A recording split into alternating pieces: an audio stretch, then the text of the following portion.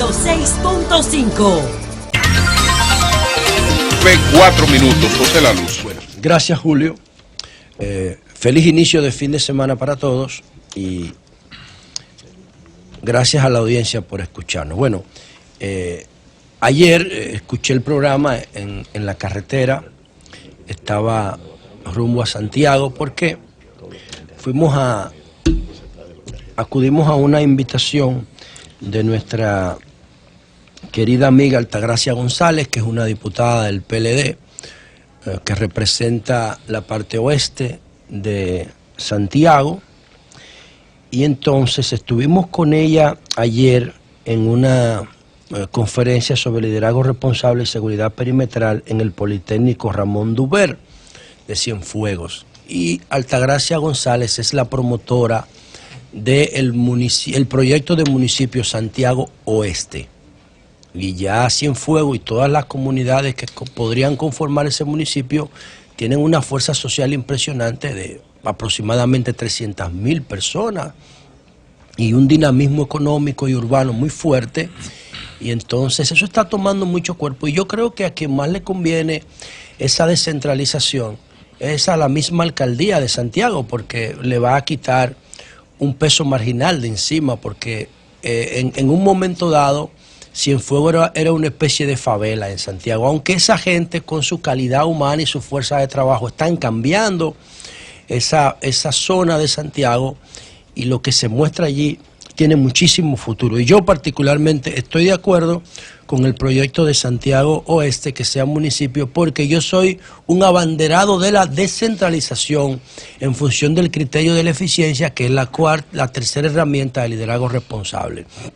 De hecho, seguridad perimetral lleva la descentralización a su mínima máxima expresión, a su mínima expresión física y a su máxima expresión de eficiencia. Ese es el ideal.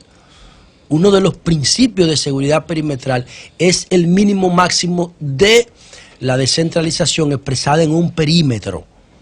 Y por eso yo creo en los proyectos de descentralización. Solamente tenemos que cuidarnos de una burocracia hipertrofiada que se pueda generar a partir de ahí, si eso no se lidera y si eso no se gestiona con responsabilidad.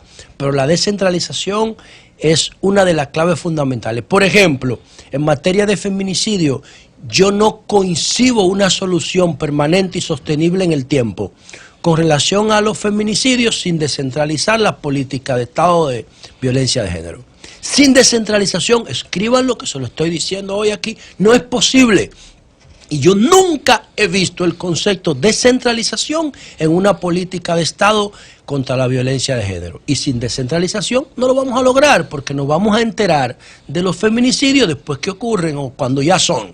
No lo vamos a poder prevenir.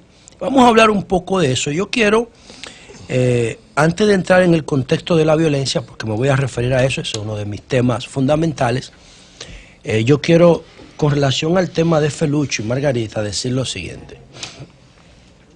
La sociedad va a medir, yo no tengo ningún problema con Felucho, siento que soy su compañero de partido y respeto sus contribuciones al PLD, etcétera, no tengo personalmente nada con relación a Felucho.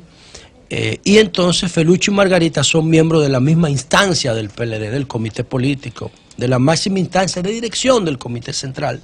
Y entonces yo voy a medir, y quiero que ustedes hagan este ejercicio, los que de verdad nos interesa que la República Dominicana muestre indicadores más decentes, más humanos, más civilizados en materia de convivencia social expresado en la violencia de género. Vamos a medir el compromiso de nuestro partido y de nuestro gobierno con relación a la violencia de género sobre esta discusión o esta agresión de Felucho contra la mujer, no contra Margarita, contra la mujer. Vamos a ver si el Estado se pronuncia. Vamos a ver si el Ministerio Público, que tiene en sus manos la política de violencia de género, se pronuncia. Vamos a ver si el partido que debe dirigir el gobierno, en términos ideológicos, se pronuncia. Vamos a ver si la presidencia de la República se pronuncia.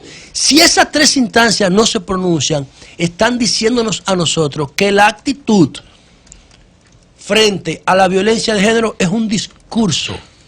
Si se pronuncian y tienen una reacción de compromiso y de responsabilidad, entonces nosotros podemos validar eso. Si no hay ni un pronunciamiento, ni de la presidencia del partido, ni de la dirección del partido, ni del comité político como órgano, como organismo que dirige el PLD, ni del gobierno ni del Ministerio Público, olvídense de eso. Olvídense de eso. Porque no podemos querer un día disminuir los feminicidios y al otro día quedarnos callados porque nos conviene políticamente. Vamos a ver qué pasa con esto. Entonces, entrando en materia con el tema de género, yo quería decir lo siguiente. Agradezco mucho a Julio que en su comentario inicial ayer, motivando el gran programa que se iba a producir aquí, con la presencia incluso de la vicepresidenta Margarita Cedeño y de Jean Alain García, el procurador, y todos los demás que participaron, Jean Alain Rodríguez, perdón.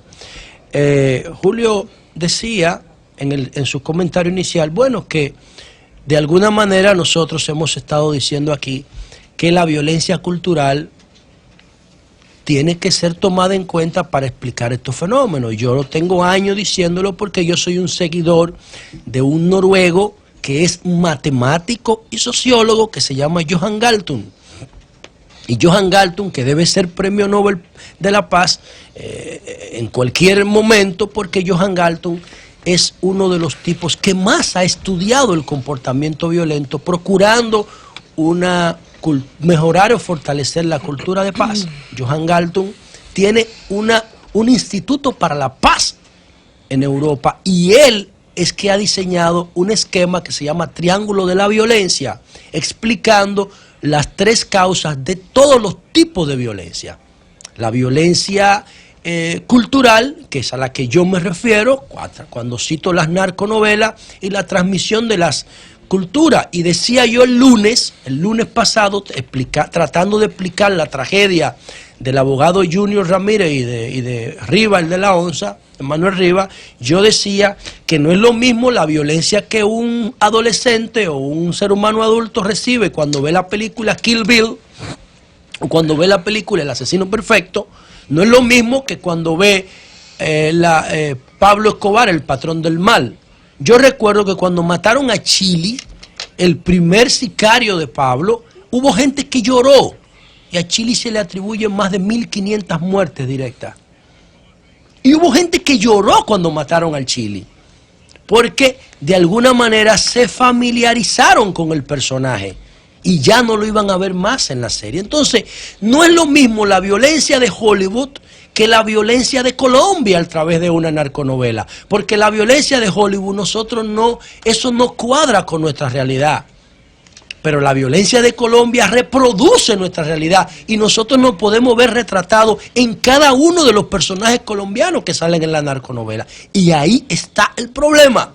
Ese es uno de los problemas. Entonces, a la violencia cultural de los medios de comunicación, de las artes, de la religión, Johan Galtung le llama violencia cultural. Hay otra violencia que él le llama violencia estructural.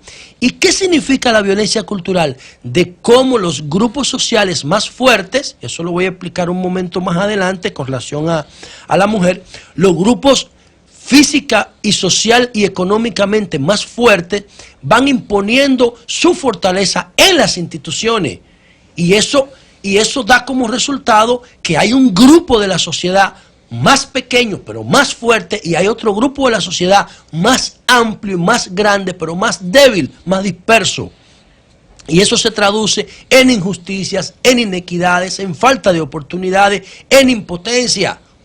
Y también al final se traduce en violencia. Entonces, a la violencia estructural y a la violencia cultural, Johan Galtung le pone arriba como si fuera un triángulo o un iceberg como el que hundió al Titanic. La punta es la violencia resultante, la que se ve. Pero la violencia estructural y la violencia cultural no se pueden medir fácilmente a menos que uno tenga una actitud de Estado para hacerla. Ahí yo le puse en el chat a ustedes, de Sol, el último video que estaba grabando Shelo Shah, que es un dembocero urbano importante de aquí, grabando un video frente a un grupo de niños fumando cigarros con un grupo de armas. Y entonces los niños mirándolo como un héroe. Pero al Estado no le importa esa vaina porque el Estado ni sabe quién es Shelo Shah, ni sabe lo que es Spotify, ni sabe nada de eso. Entonces, si nosotros no cambiamos el abordaje del tema de la violencia, no lo vamos a entender, porque le estamos abordando con las herramientas del siglo pasado. Y la mayoría de la violencia de ahora es una violencia nativa del siglo XXI y de la sociedad web. Pero tiene sus orígenes en los principios de la humanidad. Y yo quería, como no estuve ayer aquí, decir lo que hubiese dicho si hubiese estado aquí, con relación al tema de la violencia y después de la violencia de género. Nosotros somos un resultado de la violencia, como dice Galton. Las primeras tecnologías que nosotros desarrollamos en la humanidad fueron armas. Herramientas, ¿para qué? Para cuidarnos de los depredadores que nos querían comer y de los otros miembros del grupo. Nosotros somos un resultado de la violencia. Coja todas las banderas del mundo y usted verá. Y usted verá cómo la violencia se expresa en esas banderas, en los himnos, en los símbolos, en los escudos. Se expresa la violencia, porque nosotros somos el resultado de la violencia. Pero cada vez que pasa una generación, estamos llamados a ser más civilizados. Por eso yo no entiendo cómo Donald Trump llegó al gobierno. Yo lo entiendo, de un accidente, por una reacción de la fortaleza de los grupos que Johan Galton llama los más poderosos. Pero una persona con ese discurso de violencia se supone que debió estar en la Guerra Fría, no ahora. Pero hay una reacción producto del efecto y el impacto del paradigma nuevo que llevó a Trump al poder y que llevó al Brexit. Este es más peligroso, este mundo. Bueno, entonces, ¿qué quiero decir con esto? Nosotros somos un resultado de la violencia, pero vamos siendo cada vez más civilizados. En el año de 1989, la ONU tenía 11.000 voluntarios y empleados, cuando estábamos en guerra. Cuando se cayó el muro de Berlín, hoy la ONU tiene casi 100.000 empleados y voluntarios, porque la agenda de paz está cada vez ganando más cuerpo y tenemos que ver cómo utilizamos esa agenda para nosotros abordar este tema con una perspectiva nueva. En el caso de la mujer, y si yo le dijera a ustedes que en el mismo concepto de mujer empieza la discriminación, Eury no quiere que yo lo diga. Pero busquen lo que significa la palabra mujer, búsquenlo. Mujer viene de mulier, que es como un molusco, baboso, blandito. Búsquenlo para que ustedes vean qué significa mujer. Entonces, además de eso, hay 3 factores que son determinantes para que la sociedad definiera a la mujer con ese concepto de mujer. ¿Por qué la sociedad la definió así? Esos 3 conceptos son los siguientes. Lo primero, la diferencia de fortaleza física, la diferencia física entre el hombre y la mujer. El rol de madre de la mujer cuando deja de ser hembra y se convierte en mujer.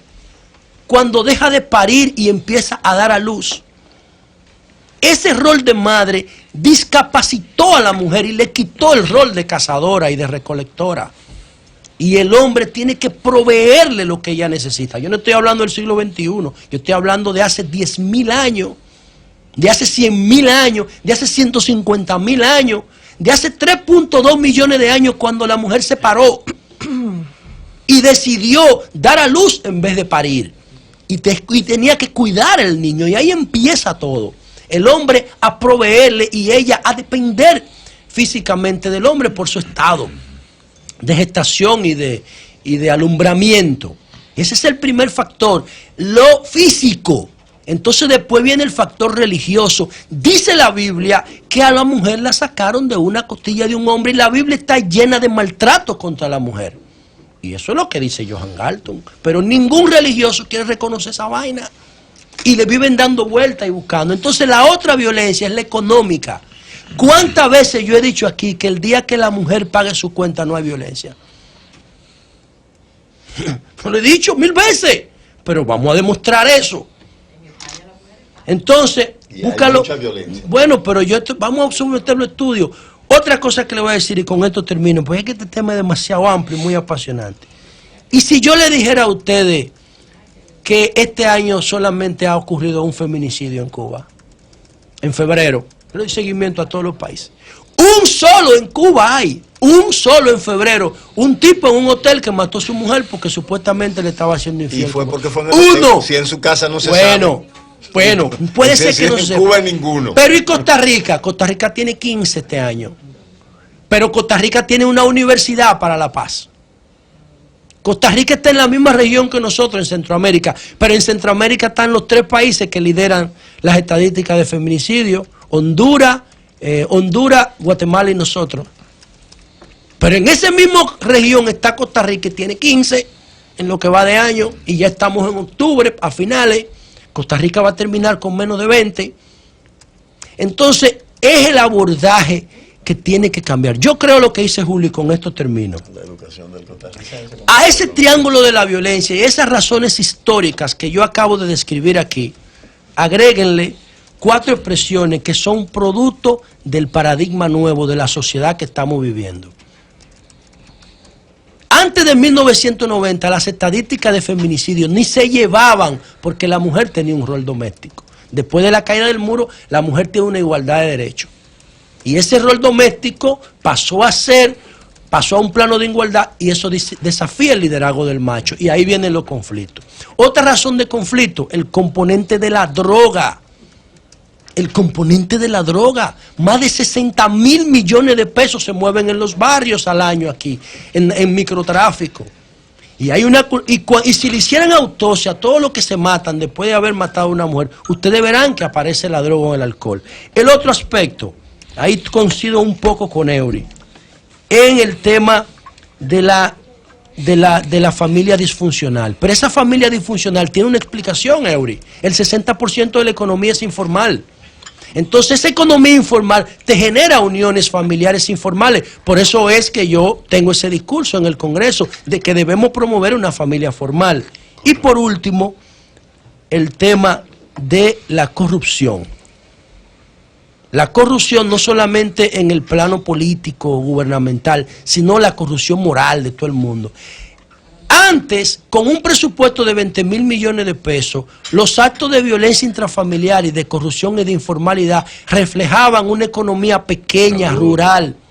Pero ahora, con una economía cuyo presupuesto es de 814.000 millones de pesos, hay que proyectar esos mismos acontecimientos que se daban antes del 90, con un presupuesto de 20.000 millones de pesos, a una economía que hoy está generando estadística propia de una gran metrópoli. Cambio y fuera. El sol de la mañana.